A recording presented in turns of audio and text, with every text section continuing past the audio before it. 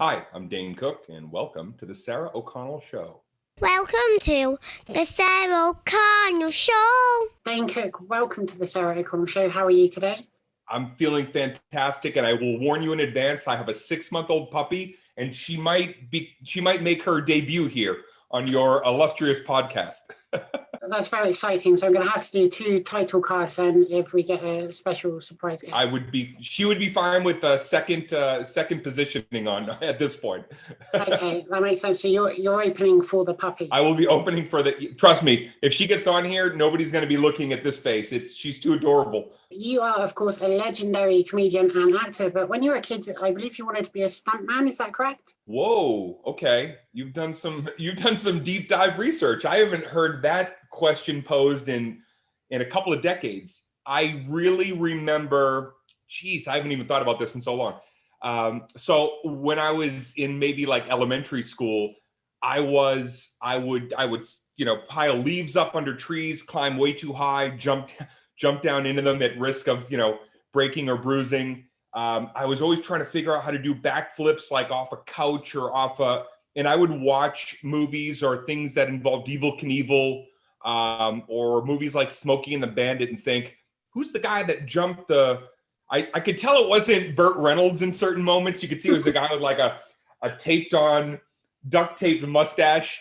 And I do remember a time thinking, I think that would be a great way to use the energy that I knew was brewing inside of me. So right off the bat, that's you got me on that. True. And then your first ever time on stage was at Catch a Rising Star. Can you tell me what that was like? Were you nervous going up on stage? What was your material like? I was, it's funny because I was so trepidatious about performing stand-up comedy because of a cauldron full of things that were going on in my body. I was a introvert. I was a kid that dealt with a lot of self-loathing, and there was I felt encumbered even at a very young age. But I loved comedy. I loved what laughter did for my family. I loved the attitudes of comedians when I would see them on television or listen to albums or cassettes. And I dreamt of pursuing it, but I didn't know how I would, because I truly would walk out the front door and it was almost like my mouth disappeared. I had no way of truly communicating and being present because of a lot of fear.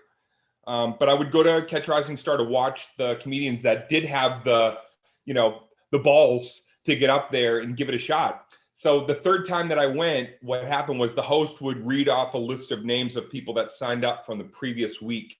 And you didn't even know if you were going to get picked, because I think that was the club's sneaky way of making sure you brought some people, had an audience. And if you didn't get picked, they had people there for the show, right, to buy drinks or nachos or whatever. And if you got picked, then great, you made your open mic debut. Well, I was watching, and the host said after about 3 or 4 acts, and there might have been about maybe 35, 40 people in the audience. Yeah. He said, okay, up next, looked at the list. He said, where's Ernest Glenn? And that's just the name. Still, I'm hearing him say it in my mind as I'm recalling it. And I kind of looked around, and within half a second, I realized Ernest Glenn was not, he didn't show, or maybe he's in the bathroom, or he went outside for a cigarette, whatever. My hand went up. He pointed out and he said, you're Ernest Glenn? I said, yeah. I just nodded. I think I was like, mm-hmm. And he gave me an introduction. He said something like, ladies and gentlemen, you know him from the 5th row. Welcome up to the stage, Ernest Glenn. And that was my first set. I went up. I did a few things that I'd already been thinking and practicing stand up in my head. I think part of me was almost willing the idea of maybe by accident, I'll end up on the Tonight Show by accident. Johnny Carson will call the wrong number some night and say, oh, I was looking for a talented comedian. I'm sorry, who is this? And I would say, give me one joke on your show. I had these fantastical ideas, and suddenly I was living a fantastical moment. And that was the beginning of my career. No looking back after that. And then all these years later, I reached out to Ernest Glenn, and you've kindly come on my show, and I'm really excited to have you here. It's my pleasure, privilege and a pleasure. You are electrifying on stage and have the audience in the palm of your hand all the time. Can you tell me how you developed your on-stage persona? That's interesting because, at first, for any comedian, you are a persona because it's a facade. You know, it's the best version of what you think you need to be in order to connect with a group of strangers. So there's many years of finding, you know, your voice, of, you know, finding comfort, your boundaries, where you can take an audience, where you can't.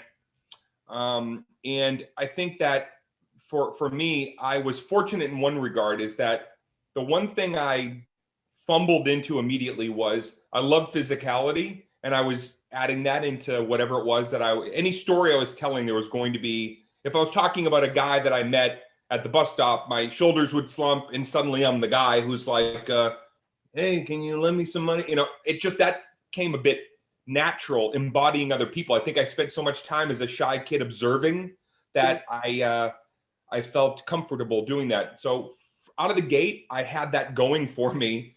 And it would be a number of years before I finally settled into being comfortable writing, coming at something from different, you know, deconstruction of a story and reconstruction. And it takes a very long time to get rid of all the nerves and the things that you shouldn't be doing before you finally become the character. Once I realized who that was, then it was the goal of separating character from my integrity. I wanted it to be as close as possible so that there would be no work to do of flipping the switch. I could go from backstage to on stage and feel authentic. I'm just getting into stand-up comedy myself. Have you got any tips for anybody just starting out, stuff that's helped you out on stage or writing material? Absolutely. I mean, the best thing that you can do at the very start is to write a lot, you know, keep that notepad, keep that recorder, and because things will occur to you that you don't even realize is the fleck of the greater piece of material. So one funny thing your girlfriend says to you over a lunch that you're like, that's a unique way of putting a relationship. You need to be able to take those things down, take those notes, because as a comedian, we don't usually think of just like a chunk of, you know, the whole thing.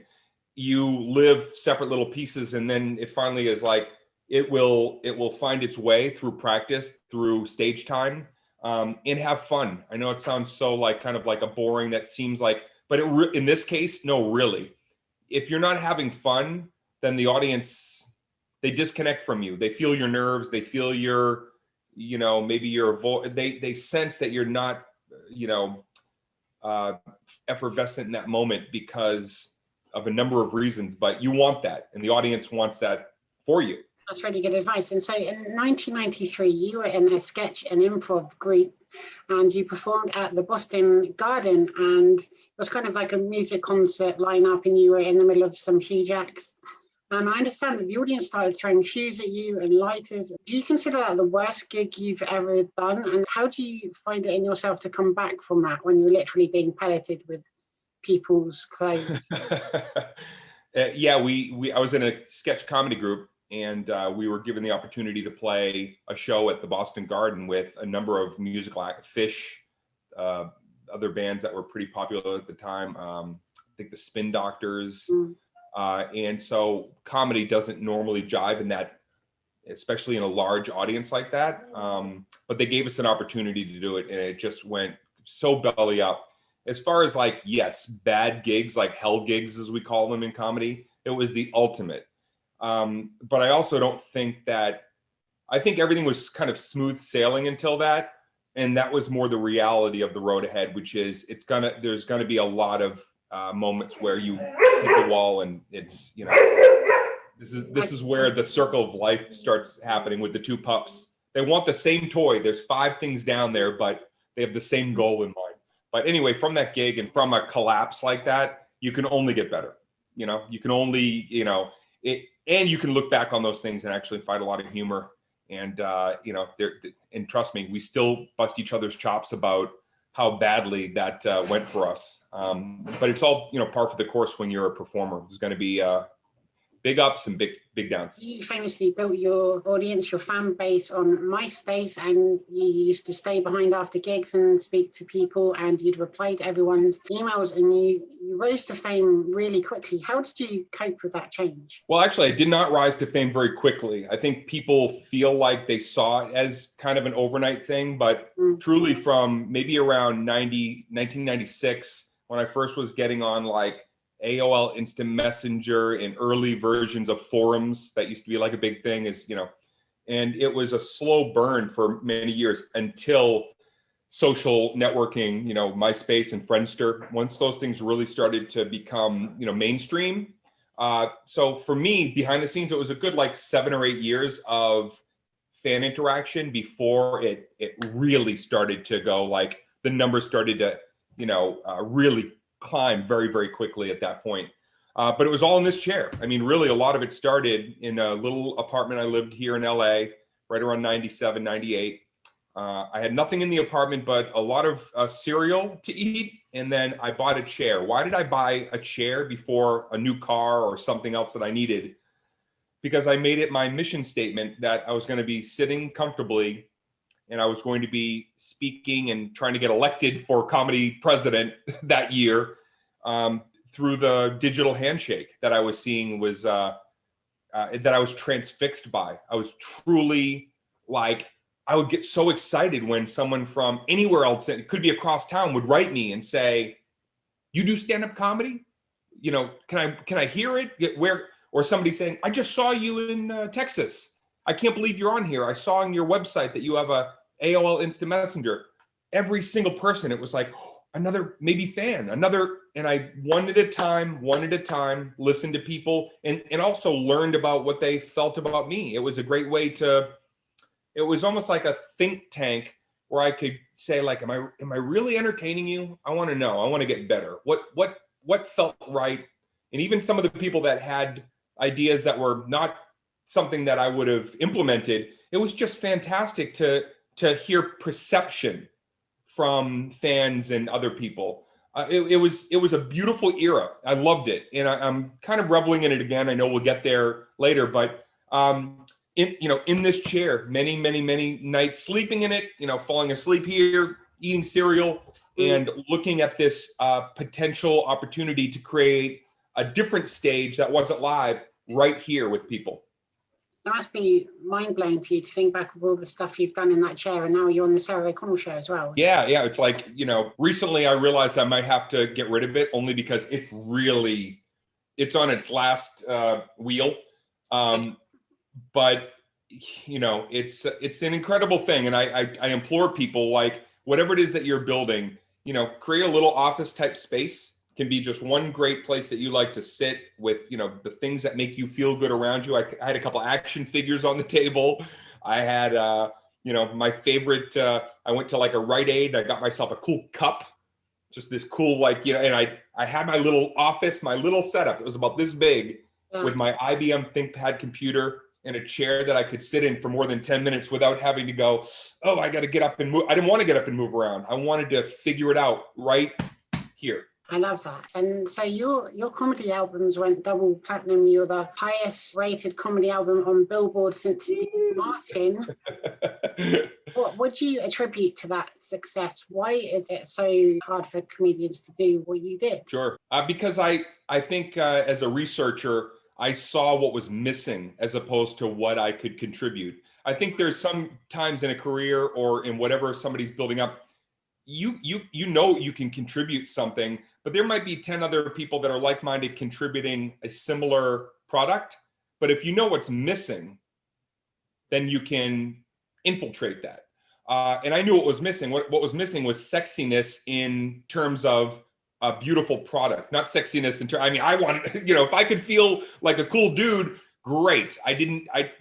That was something that, I looked at the Eddie Murphys and the Steve Martins. I was like, they got swagger. Maybe I can have some fucking swagger in my approach. But the sexiness I'm talking about was there was no albums that, like when I was young, you wanted to hold it and look at it and read the back and maybe open it up and feel like there was a different experience. Like you could feel that, like, wow, not only am I listening to somebody that I'm laughing, enjoying, but they made this, and you know what I mean? They chose this picture. They chose that font. Oh wow, that looks like this might be Steve Martin's actual room or whatever it was. That the glamour of that was missing for a lot of years. It was like a silver disc in a jewel case CD. It was just boring. It was boring. And so my idea was, after being told by numerous people, oh, you'll never sell a comedy album. You'll never. I had people like that. Sounds like those old Hollywood stories. It's never going to happen, kid. No, I had people say it's never going to happen, kid. You're never going to sell a comedy album. And I said, what makes you think that? Well, because the album's dead and it doesn't, whatever. It doesn't, it's not the contributing factor of promotional material, like blah, blah, blah, blah, blah. I said, if you create something that's got a sexy, cool factor, and people see that their hard-earned dollar is also put in the thing that they can hold, or maybe you can sign for them, that's meaningful. So I created the comedy album that I wanted to feel like I would want as a fan. And once that hit, and then I got my first record deal, and I think they said I'd sell 6,000 in the first week. We sold 90,000 in the first week. Wow. And the comedy album was back, and I called all of those people and said, you might need to take a deduction in your fee and maybe kick a little over to me so I can make another album, because this is and it was a good lesson, by the way, for me as well, which is when I'm talking to somebody about creativity, I don't want to talk to the boss. I want to talk to the new guy, because the new guy has ideas that the boss is like way above. Now the boss has monetary responsibilities and economic responsibilities, and maybe is a little more relaxed in their home life. They're not as geared in on the weekend. Who's the new guy in the office who wants to be the boss? That's who I want on my team. Now it's a lot closer to it. They know what's going on. They know what the trends are and what's coming up next. Absolutely. And listen, I'm the old bull on the hill. And what do you think I'm doing when I'm in these Clubhouse chats? I want to hear from people further down the road. And I want to hear from the person who's like, hey, I have one follower, but I have a killer idea. Okay, I'm willing to take 30 seconds. Hit me. If it sounds great, let's keep talking about it. That's the reality of, if you want to make it, you have to have people that are thinking outside of how you're thinking on your team. You caught up with where Steve Martin was on the Billboard charts, and then you later ended up going to lunch with him as well. That must have been phenomenal. Did you pick his brain? How did that come about? Yeah, he was fascinating because, much like a lot of stand-up comedians, they can be chameleons. They're sometimes a different personality type or a different side of themselves when you see them on a TV show or whatever. I mean, he's an intellectual. He's a very, well-spoken, a very thoughtful man. And I couldn't have been prouder to share that space with him, share a celebratory meal with him, and then to be able to, chit chat through email and stay in touch and see each other from time to time. It's like, it's cool. The little kid in me still every once in a while, is like, oh, wow, I'm talking with Steve Martin. I've interviewed a lot of people. I don't really get starstruck anymore, but sometimes I do. And I love when that happens. It's amazing. Sure. I mean, and I think that really the starstruck really for me comes when you feel something. It's almost like you feel an authentic something that you always hoped was there when you would meet that person. So it's almost like you're starstruck because you're like, oh my gosh, I'm right. They have that element. And that wasn't just a piece of the performance. That's not manufactured. That's them. It's very cool. And I've had both happen. I've had people I meet and I'm like, wow, they are nothing like their public persona. And yet I've met people and it's like, what you see is what you get. Yeah, I've absolutely had both happen too. And so you're also one of the only comedians in history to sell out Madison Square Garden. Did you ever imagine this kind of trajectory for yourself? I know everyone would sort of hope that to happen, but did you ever really? Well, I mean, I did dream it. I did go for it. So either I told myself the best lie to myself ever, but I believed I would accomplish that. And I set out to. My philosophy early was like, why not? What else am I doing in life? Sitting here being quiet and scared? I'm going to swing for the rafters. For me, it was like, I want to sell out arenas and I want to entertain the whole world. That was, and that's, again, coming from a kid who is still pretty much, operating from the basement of my mom's house with just a guitar or some action figures and a little world for myself. But as I got further in the industry, I was like, oh, this little world is just my Industrial Light and Magic. This little world is just a stage like Radio City Music Hall, or maybe I started to see the numbers before me as like, if I can create something. My mom would come into the basement and go, wow, this is such a elaborate world you've created down here with action figures. And I made little cities and I had a guitar amp, and I couldn't afford a mic stand, but I had a cheap mic, and I figured out a way to nail the cord into the ceiling so the mic would hang so I could play and sing like the Beatles or something. And my mom was just, I get a little emotional. I'm sorry thinking about it, because of course she would come down there and really like enforce me, like, this is really beautiful what you've set up. And so that little kind of dingy place with the dreams was, oh man, you got me here. Was like, I saw that, I was like, I can do this at every level. And it's so great when you were a kid and you had all these dreams and aspirations, and your parents got to see you, living your best life and doing all this amazing stuff. They really did. I got to show them everything. Sadly, they passed away some years ago. They both had cancer, put an amazing battle to try to beat it, fight it. But I did get to show them everything. They saw their son on the largest stages in the world. That's phenomenal. I mean, I was so sad when you lost your parents back then. I've lost both of mine in the last 3 years. My dad in 2017, my mum last year, and it's horrific. But they've got to see some of what I do. You're tremendous at what you do, and I'm sure they're very proud. When I watched your reel, and I said, oh my goodness, I feel like everybody that I've ever admired or watched or been entertained by, I feel like they've crossed paths with you. So I'm sure your parents were equally as proud. Well, thank you so much. And I had one missing, of course, until today. So thank you again for coming on my show. Now, you're being nice. I genuinely mean it. As you'll see, I love loads of stuff that you've worked on. So you went on to host Saturday Night Live twice. What were some of your favorite sketches that you worked on? I'll tell you something. I barely remember the sketches. I think I watched the show once after I got home. Somebody showed me some clips. For me, the whole experience, the things I remember was walking the halls, being with the cast and being in those writers' rooms, being with Lorne Michaels in his office and talking about Steve Martin, talking about the show. And I remember the monologue like I just stepped off stage yesterday. And Lorne made it very clear to me the first time I met. He said, for you, this show is all about the monologue. It's going to go by like that. The skits will be fun. They'll be breezy. You're in with everybody. You'll be great. But the monologue is what's going to define you in front of America in that moment. And for the rest of your life, you're going to remember the monologue. I thought, no, I'll remember the whole show. But honestly, I don't remember a lot of the show. I just remember the two monologues that I performed stand-up comedy on. It was just a highlight of my life, both times. But couldn't believe it. But I could. So you, of course, starred in Employee of the Month with Jessica Simpson. There's one scene where you fold your tongue up. I believe it's called a cloverleaf. Can you tell me, first of all, was that in the script?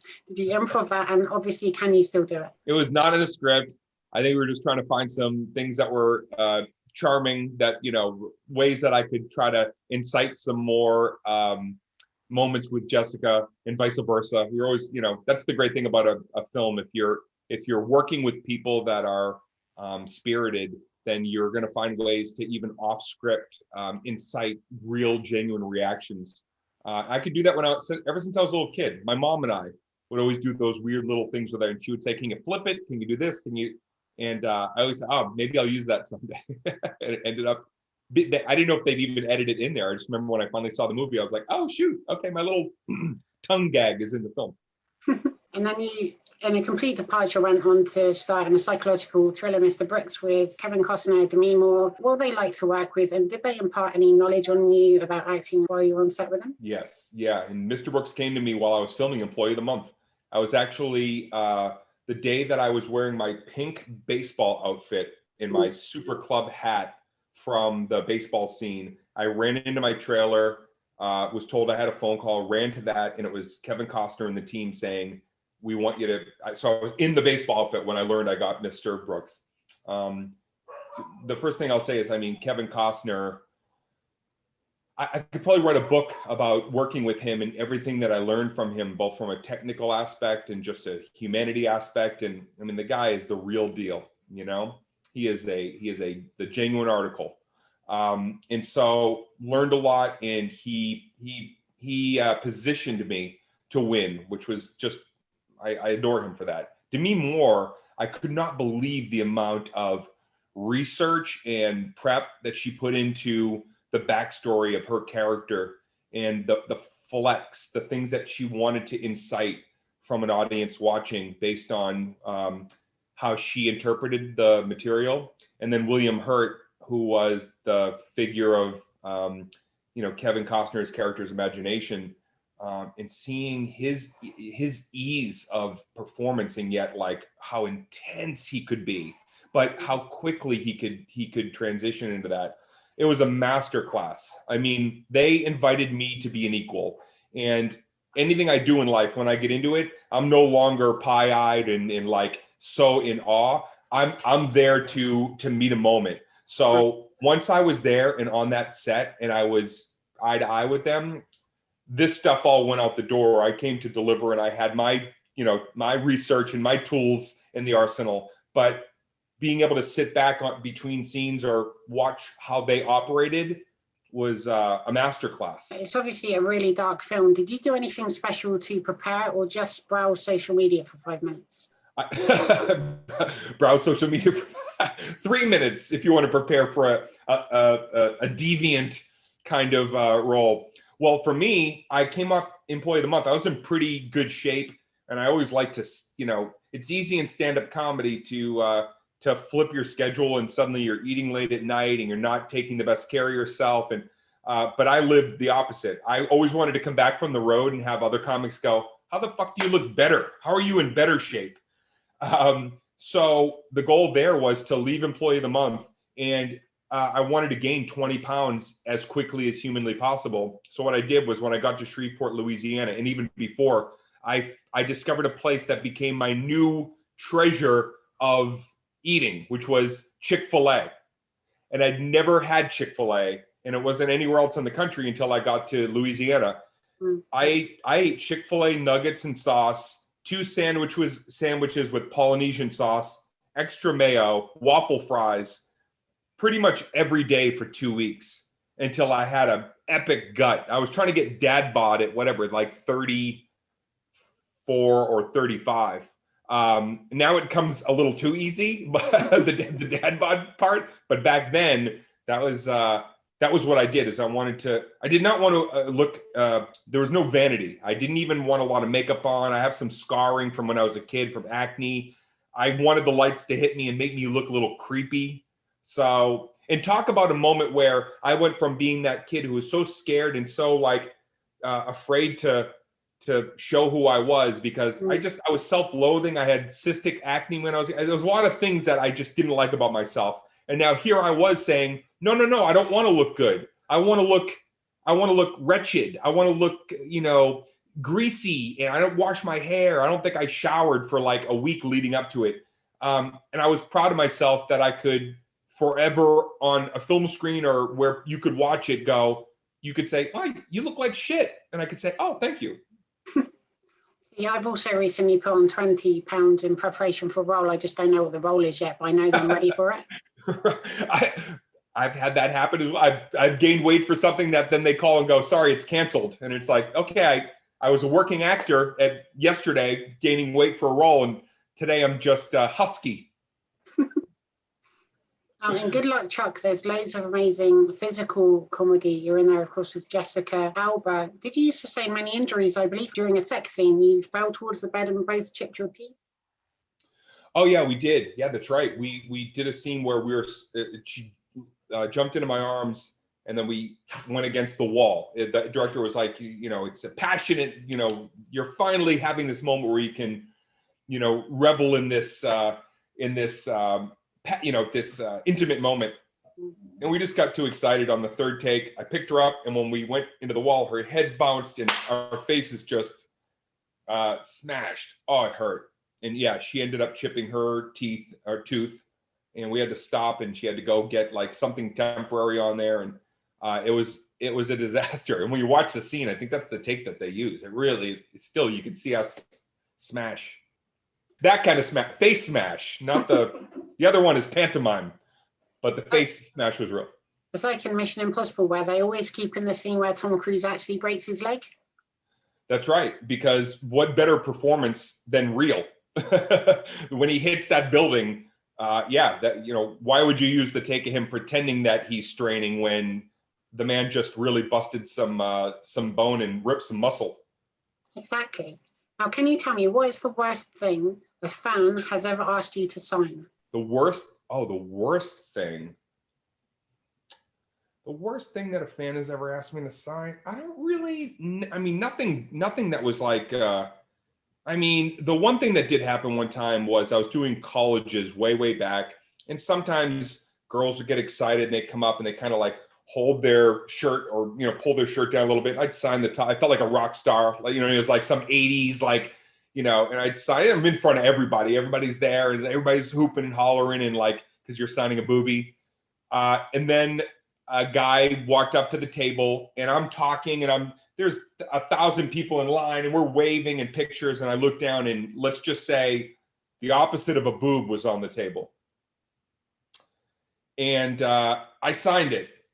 Let's just say that I held the pen from the furthest point you can hold a writing implement. And I just kind of like this, and then threw the pen as far away as possible and told him to get out of here.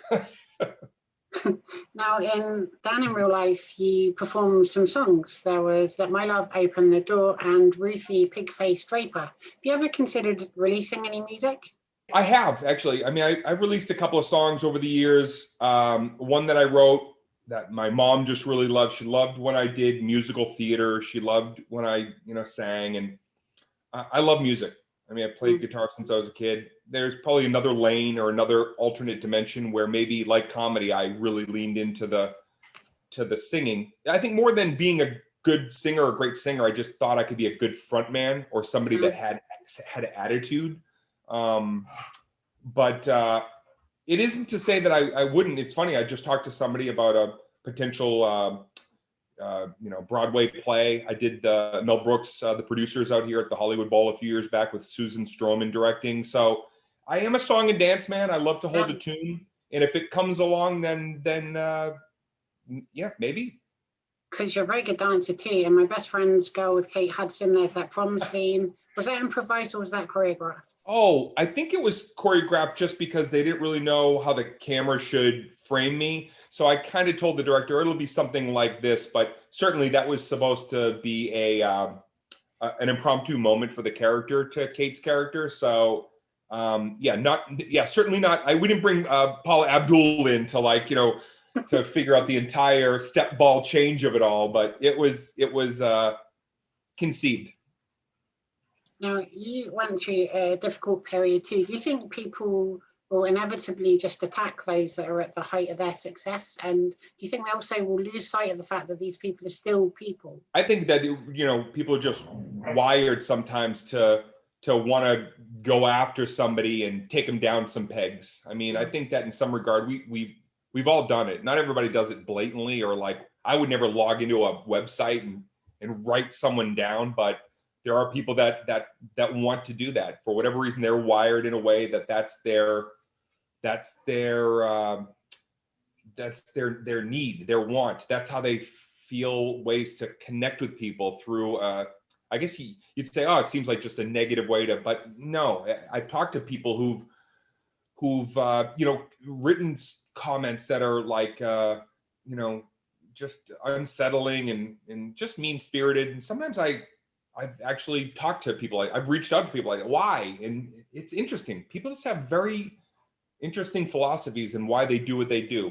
And I'm still trying to, understand it. I'm in an industry that like, there's a narrative that it wants you to follow and you're fighting it. And then there's perception. And so it's kind of like what goes with it. It's a house of mirrors sometimes. But I just tell anybody who's coming up the ranks, it's just part of it, and don't sweat the small stuff. And if you hang out long enough, oddly and interestingly enough, people come around. I've had people that wrote terrible things publicly about me 10 years ago, and now they're delightful, and they'll write me and say, I love your growth, and I hope you understand I was at a place in my life. So I'm just kind of more understanding of like, okay, you wrote some weird shit. That's on you.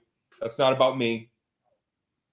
Yeah, I mean, absolutely, it always reflects on the person saying it, right? And where they are in their life. Sometimes that person needs to say something explosive or something that brings them, heat, and maybe something that collapses them because they need to be the best version of themselves. A person that wrote something terrible years ago in flowery language might be a great writer, but they just wrote persnickety weird shit.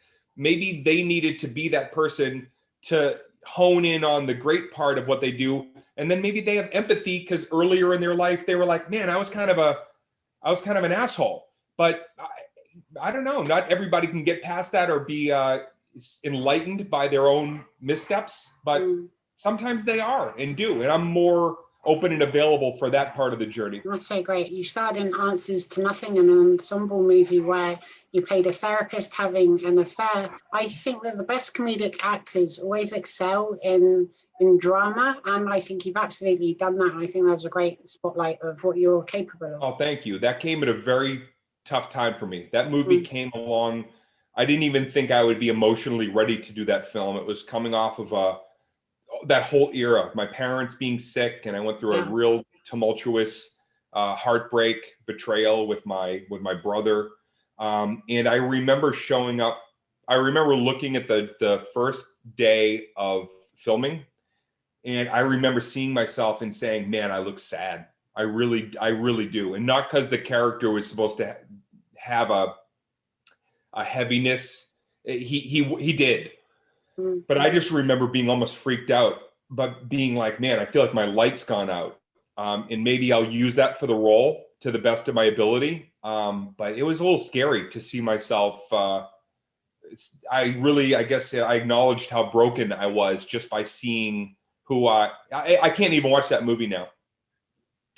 It's too much. I remember the memories are enough, but I felt like it kind of was like somebody taking your picture at a, no, you didn't know that there's somebody nearby taking a picture, and you're having a real moment, and you're not aware that people are able to witness it. And then if they showed you that picture of this was you in that moment, how you would be like, oh, I know how I felt, but I didn't realize that's how I was reflecting what I was feeling. So yeah, I mean, inadvertently captured that, and so I guess when you see that back, you're reminded not only of filming it, but just where you're at in your life at the time. That's everything. When I look at the wall, and I'm fortunate to have cool, posters and albums and the things that I have, the public eye would look at that wall and see and remember the comedy or remember the film, and I remember my mom being there. I see things entirely from only my perspective, and so that film certainly encapsulates that era. Then you went on to play Dusty Crophopper in Disney Pixar's Planes, another diversion again.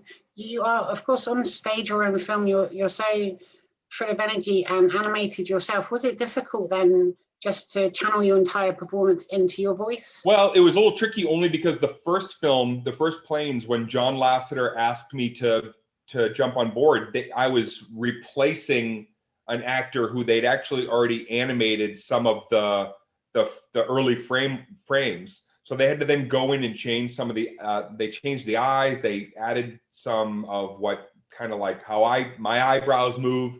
And so it was tricky early because I was trying to not only match some of the work that they'd already had in progress, but then they were trying to match some of that work to me. So that was, there was a lot of responsibility, I felt like, in taking that over, as opposed to when you start on something brand new, it's like, okay, we're all, starting fresh. It was incumbent upon me to go in and continue building off what they had, and then also make it my own, which John Lasseter and everybody at Disney was as wonderful as you could imagine at creating a space for me to be able to do that. By the time we got to the sequel, well, then I knew how it would look. I knew the possibility. I knew what they could do with my voice. And so even more so, the second one, which was more adult and a little darker and a little bit, there was more to my character's growth. It will be something that for the rest of my life, I look at that moment and I go, all the joy that I ever had from being a young kid watching animation up until I was doing it, it's all captured in the joy of a lifetime of loving animation and wanting to be a character where it's only the eyes or the mouth that you can kind of sort of. I gave it everything I had. I was never so exhausted as going home at the end of those long voiceover days, and because I wanted it to. It's going to be forever. Animation's forever. I was like, I want to hear this in 30, 40. Maybe my kids someday will be able to hear it and say, oh, wow, you weren't as cool as you think you were, but this is good. It's such a special thing to be part of Disney, right? The best. Yeah. The best. Yeah. So in 2014, your special Troublemaker was your first in 5 years. Were you apprehensive to get back on that stage, or did it feel like you'd never been away? Oh no, it was time. And it was like, I don't, some people like to put out an album every year, music or comedy. And I just have a different, I don't need to rush into anything. And it isn't certainly for anything, financial. I've been fortunate even through windfalls to be a smart, business person and provide the opportunity for myself to say no a lot and wait. So when Troublemaker finally was coming to fruition, it was like, all right, I have a great special. I want something that's going to be in 20 years as good as when I made it, and not be derivative. And so I think it's the best thing that I've done stand-up wise to date. Although I can look at any album or special and see why it stands the test of time and why it's unique for that moment. But Troublemaker was like, oh, I paid for it, I wrote it. There wasn't any partner, like nobody owned it beforehand to say hey, this network is your partner and it's incumbent upon you to. I know it was all myself. I created it, I directed it, edited it with a friend of mine, and so because I got to do that and have a full comedy special be the exact way I wanted it presented and received. Very, very proud of that. And you went on to star in and executive produce the movie 400 Days, which incredibly is kind of based on a true story. There are real experiments that I think lasted 520 days between Europe, China and Russia, where they simulated this experience.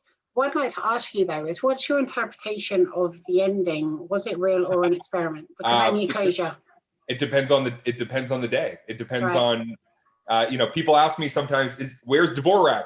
Is he alive? Is he, I think there's little hints in the movie. I think there's a couple of things that for me, there's little Easter eggs that I did in my performance that I hoped, given the ending that I read, I said, okay, I know that some people are going to interpret this one way or the other.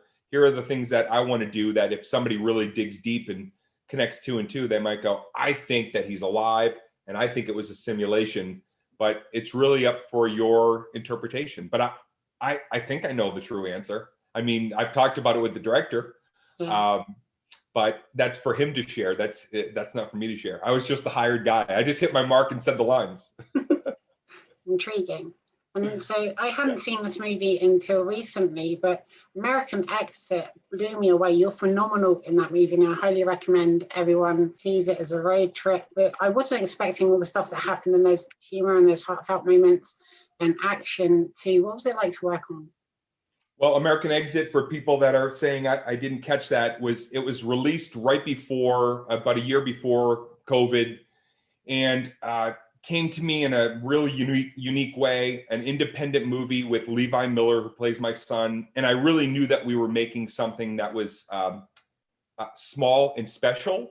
And I knew that it had the ability to kind of float on the sea for the rest of its days. And hopefully it would make its way to people like yourself, to where finally it's a beautiful film.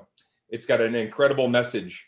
The role was something that I'd never played. I don't want to give too much away, but I'd never played a person who was dealing with this kind of ailment and had a significant amount of trauma that this character had to work through to be a better father, a better everything by the midsection of that film. Alcohol, dealing with alcoholism. I've never drank in my life, but I'm playing somebody who, relies on alcohol to be able to love his son, to be able to connect, to be able to. I understood that. I grew up in an environment like that, where someone needed to be inebriated to speak truth.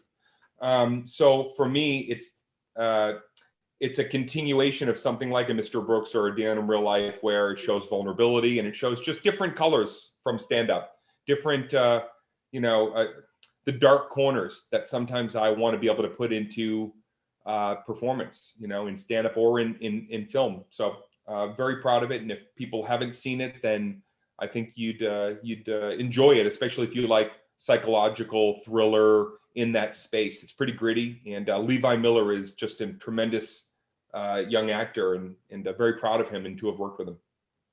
If you could revisit any of your characters for a sequel, which one would it be? Somebody jokingly said, because I did a cameo in Mystery Men way back at the beginning of my career, and I played the Waffle Man. I was auditioning to be a superhero with the superheroes, and I created this whole entire character, and somebody wrote me and said, you do a spinoff called The Waffler. I said, listen, if that phone call ever came in, I would hear what they had to say about that, because we're in a superhero world, and why not do something and have some fun in that in the cinematic universe as well. So I'm game. Waffle Man 2. I'm very excited for it. Last September, you hosted a table reading for Fast Times at Ridgemont High. How did that come about? Did you put those people together? Well, I was working with Sean Penn on a separate project that, once COVID, took center stage of all of our lives, I found myself, like a lot of people, sitting at home and trying to figure out, how can I use my abilities and crazy brain to try to entertain people? So I approached Sean and I said, I think I have a great way to raise some money for your organization, CORE, which a lot of people now know were the first, testing sites on the ground, and then went on to be, vaccination sites. And I mean, an incredible storied history, if you know about their work in Haiti and all the way through with that. Ann Lee and that entire foundation, her and Sean Penn. So I approached Sean. I said, I want to do a reading of Fast Times at Ridgemont High, and I'd love for you to read Spicoli again. And he came back and said, well, I don't want to read Spicoli. I want to read something else. But what about this? And then I think he said he would get in touch with, I don't want to mess this up. I think that he said Julia Roberts was the first person he was going to reach out to. It was either Julia Roberts or Jennifer Aniston. And it was a crazy moment, obviously, for everybody, but especially with that, a lot of moving parts. And then it was like texting with, Matthew McConaughey and, Morgan Freeman, and everybody synergy started to happen. And then there were people that were initially involved in it. I don't want to drop names now, but like people that I couldn't believe were wanting to be a part of it, that just scheduling wise, we couldn't, I would have had 25 A-list celebrities in there if there were more roles in Fast Times at Ridgemont High. It was an unbelievable, beautiful happening. And for me, Brad Pitt just wearing a Pirates hat in the middle of all that was just, I couldn't believe what I was like. I can't believe I came up with this. And now Brad's sitting across from me via Zoom wearing and by the way, nobody told him, hey, you need to wear a pirate. You're not going to tell Brad Pitt, hey, bring a prop. Everybody just came and Julia Roberts, and they wore the bow ties that the characters wore in the film. And if you haven't seen it, it's on YouTube, and it's something else. It was a really special moment in the middle of a murky era, to say the least. Yeah, it's really special and a lot of fun, and I recommend everyone checks that out. Now, can you tell me, obviously you've got props and things from movies in the background. Have you ever kept any props or souvenirs or costumes from any of your own movies? Yeah. Oh yeah. I've got stuff laying around everywhere. The Super Club hat that I wore in not only in a play of the month, but then I always try to put an Easter egg in another movie, and I wore the Super Club hat in Good Luck Chuck during the scene. I saw it. Yeah. Yeah. I was creating the Dane Cook Lionsgate cinematic universe I have Floyd's bandana from Waiting. I played Floyd, the lewd and lascivious kitchen worker. I apologize. I didn't mean to get all the ding dings as I'm sitting here. I don't know why I keep texting you. I know we're talking right here. Why are you texting me? Habit. I apologize for that. There's always one device that you forget to turn off the alert. So again, not very professional of me, but so yeah, I've got parts and pieces of I think pretty much every film. I'm trying to remember, even like from Mr. Brooks. I know I have something from that film that I kept as well. But yeah, I have little pieces of memorabilia from everything. Here's a question I ask all of my guests. Can you tell me a fun fact about you, something we may not know, a hobby, a party trick, something like that? Something that people don't know is I suffer from dyscalculia, which is like dyslexia, but with numbers.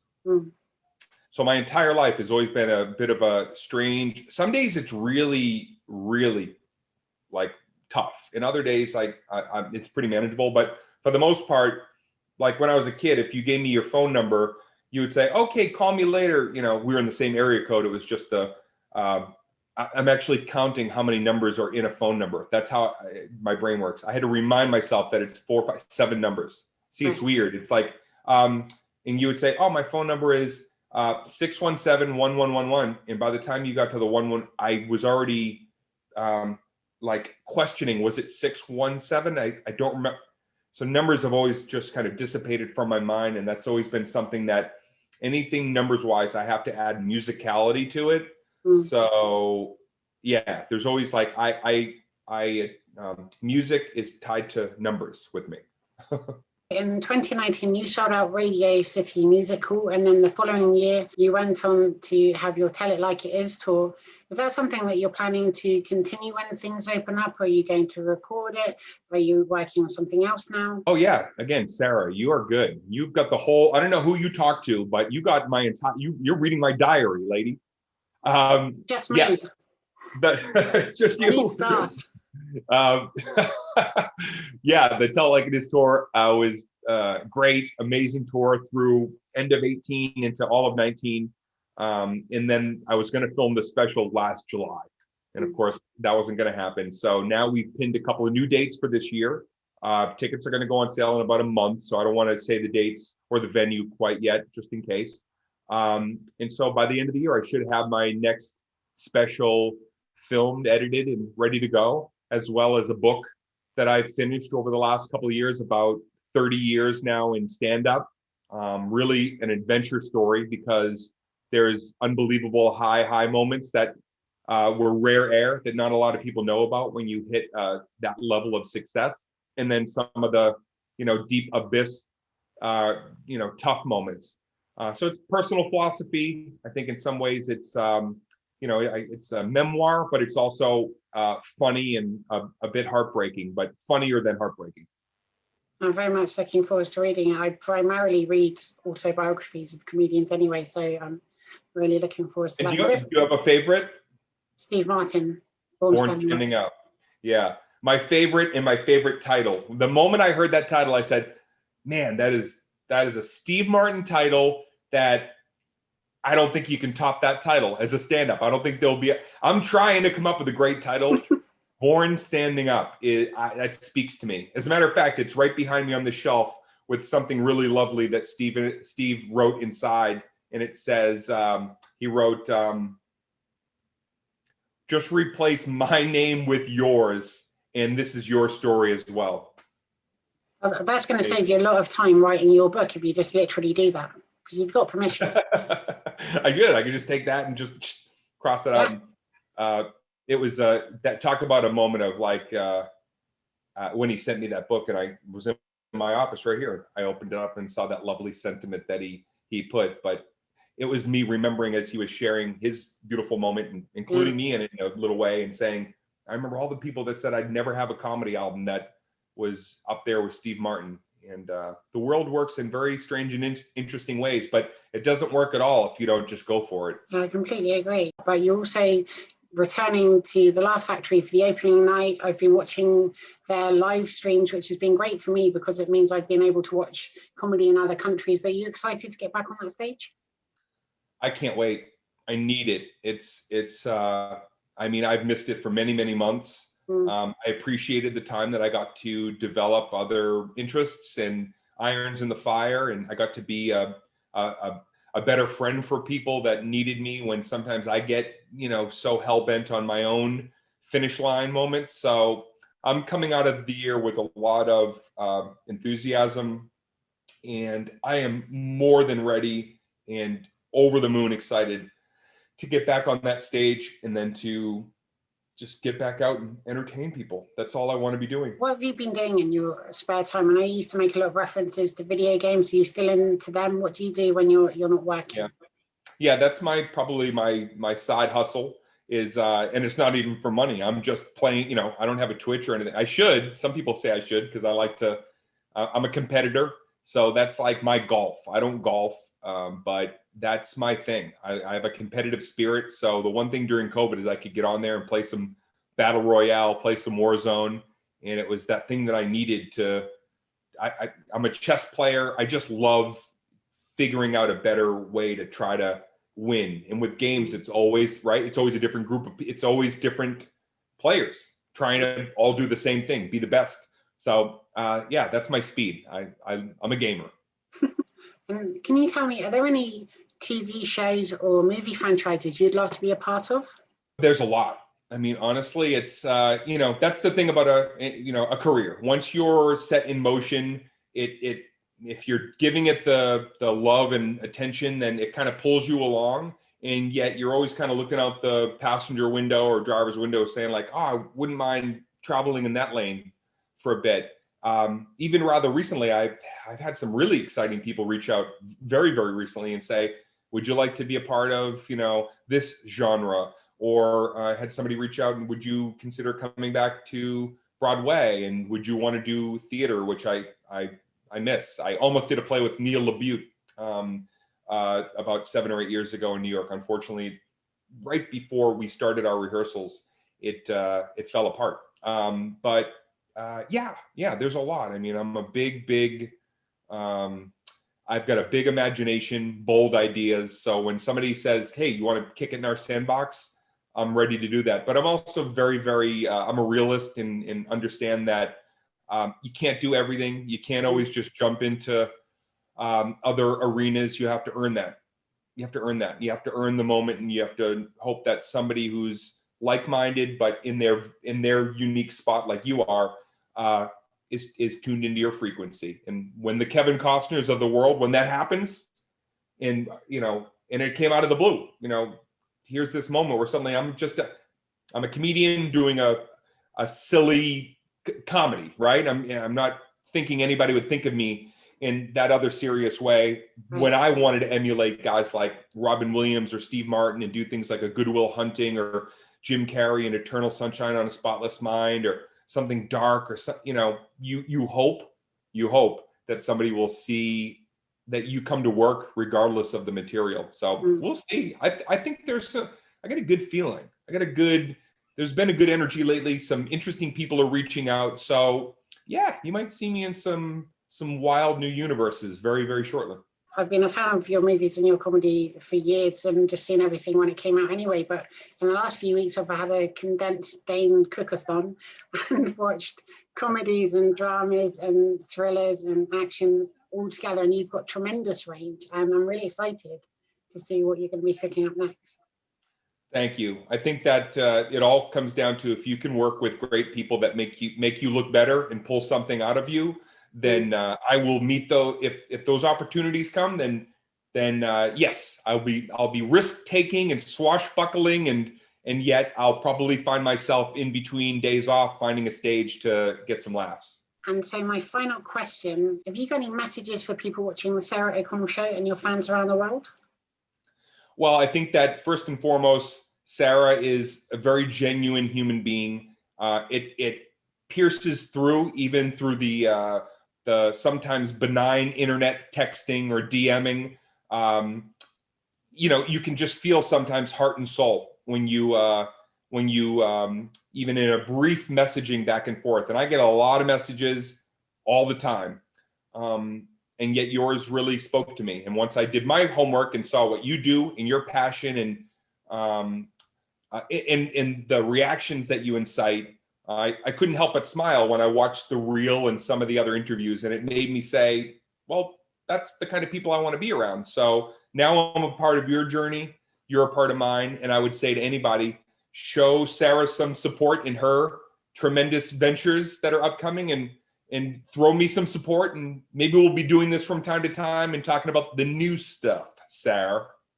Oh, you're welcome on my show anytime. And I want to thank you so much, Dane Cook, for being an inspiration. Thank you for decades of laughs. And hopefully we'll get to do this in person when things open up again. To everybody watching the Sarah O'Connell show, I am Dane Cook and I am done speaking. That's Clubhouse chat. If you know about Clubhouse, then we know that's the jargon. But sincerely, Sarah, thank you so much for taking some time with me today. And you got great questions. So continued success to you. Thank you so much. And incidentally, I'm loving your work on Clubhouse too. I've lost weeks on Clubhouse since I've been on it, and I follow you and been in some of the rooms you're in as well. So everybody follow Dane on Clubhouse if you're on that. Yeah, there's a little fear of missing out when I'm not on there, but I've collaborated with incredible minds, and I look forward to seeing how, much like we're talking about, how the possibility of Clubhouse, and I hope it finds its way, because it's a pretty cool thing. Well, if it's got you on it, I think it's going to. Sarah, that was nice. It's true. We had MySpace, now you're on the Clubhouse. People ignored it the first time. I call it MySpace 2.0 because it's the first place in a long time where, like what we're doing here, it's real. There's a real, very, very organic, real-time, beautiful thing where everybody feels participatory.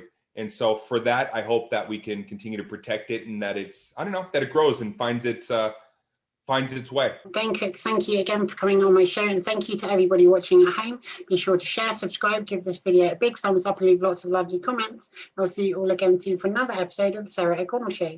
Bye. Bye.